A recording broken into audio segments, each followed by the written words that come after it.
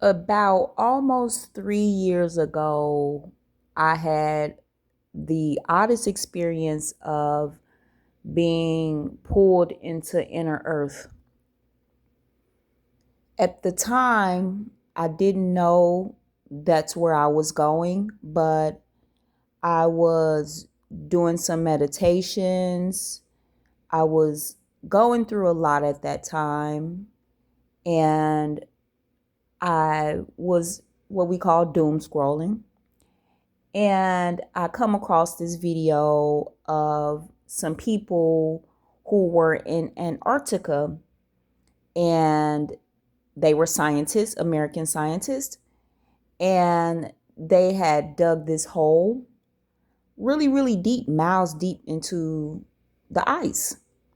And the individual dropped a camera down there. And the experience was very unearthly, I'll say that. I don't think we really understand what these devices in our hands that we're holding now, what they truly are. They are actual physical portals.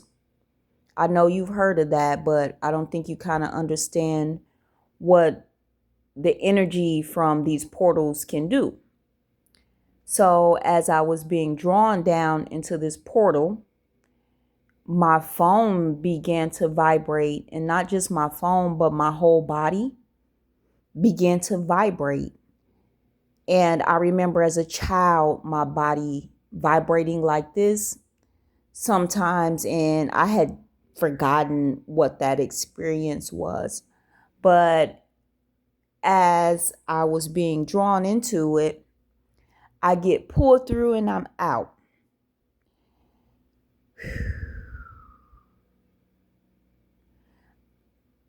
Because most people are so fixed to the surface of Earth, it's kind of hard for the imagination to really understand the different spaces that you can be in at one time. So most people are kind of afraid to disconnect from this physical and to actually dive into these different realms or these different portals and these different places on the planet.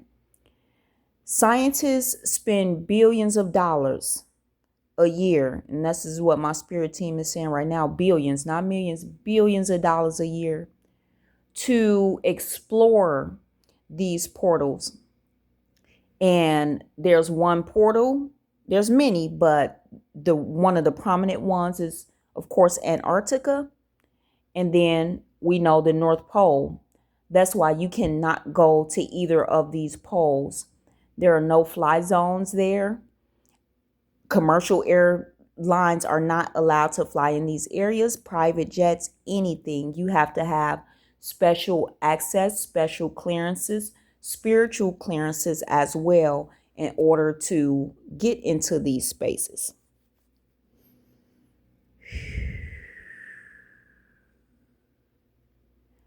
There's a whole world beneath us. And what my guides were kind of showing me prior to starting up my camera to record this video was, I feel like I'm trying, they're taking me to the one movie, I think is Land Before Time, the cartoon. There's another movie though, but I'm seeing a lot of fae who are just like spiral, they're like happily flying, but they're going in spirals. I see like spiral, golden spiral shooting up. But this inner earth space, it has what you would consider a sky, land, land masses, if you will, beings there, animals. I see vegetation. I see water. I don't see like they try to paint a picture of the image of inner earth kind of being like hell, that's not true. So the earth's core is, or shall I say the inner earth, which I believe exists outside of the earth's core, is not hot. It's a comfortable temperature for the beings who live there. A lot of the beings that I see there are smaller.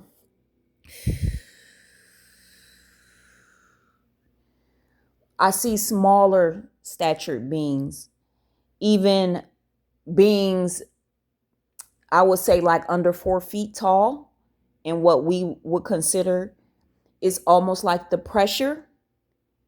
It kind of makes them to where they're only able to develop so much, if you will. So they're,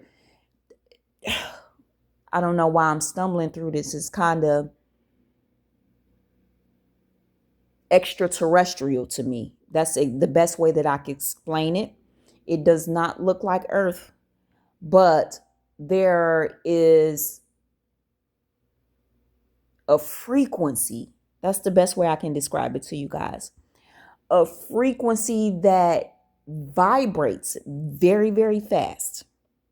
So the molecules in the body vibrate very fast.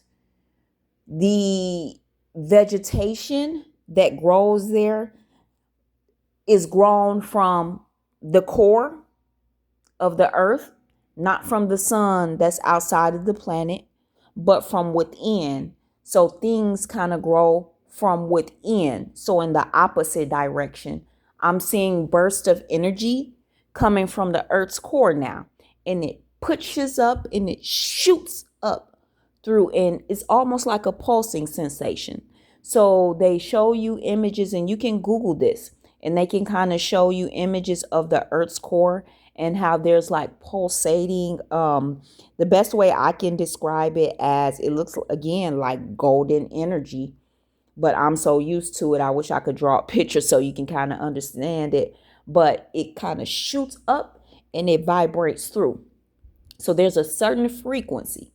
Humans are not allowed in this space. This is not a space for human beings.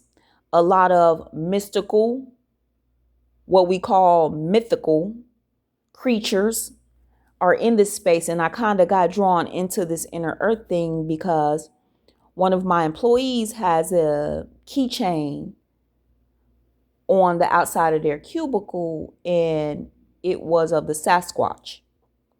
And so I'm like, wow, damn, like I love the Sasquatch. I love the whole Bigfoot. I love the Yeti. Like I love all of that shit because I know it's real. But again, these beings, these what we call, I would just call them beings because I don't like to call them creatures. I know some real creatures and they fucking narcissists. But these beings exist in this realm. Oh, I see one of them like turn blue. So they turn blue and they kind of pixelate out of that frequency. And some of them, like I'm seeing a Yeti doing it. And this is what we see when we experience sightings of these I'm not going to, forgive me for saying that, of these extraterrestrial beings or interterrestrial beings that kind of do what we call bleed throughs. I can see messages being brought. I can see information being brought. I can see magic being brought. I can see them coming in this frequency to actually alchemize some of the energies, some of the chaos that is put out into the planet all of the time that humans do and destroy. I see them. It's really, really cool because it's like a blue color, and they kind of just like pixels, like a pixelated picture, and how it kind of breaks apart, and then like they're here, and then they're able to do quote unquote their magic, heal the land, heal the earth, pass messages. But people on a certain vibrational frequency here are the only ones that can see them and experience this. This is why you'll see and you'll hear certain people like they know it's true. It'll come off as though that they have some type of mental issues, but no, these people are telling real stories and real experiences of these beings actually doing what my spirit guides are calling it bleed throughs, almost into different frequencies to heal the planes. Woo, geesh. That was kind of um it was a beautiful sight for me, but sometimes these things and these channelings for me take a lot of energy, and so I have to pull back. They're giving me the strength, and I'm building my own strength to go deeper and be able to experience these frequencies a lot longer. But like I said, you really have to be aligned with that, or it will make you sick. It will exhaust you. Again, it can cause mental psychosis. It's a lot of shit. So yeah, I'm gonna do probably a few parts because what I was just seeing became so fucking beautiful that I just want to share this with the world. But yeah, I show y'all so much love and gratitude, and I'll talk to you soon. Ashe.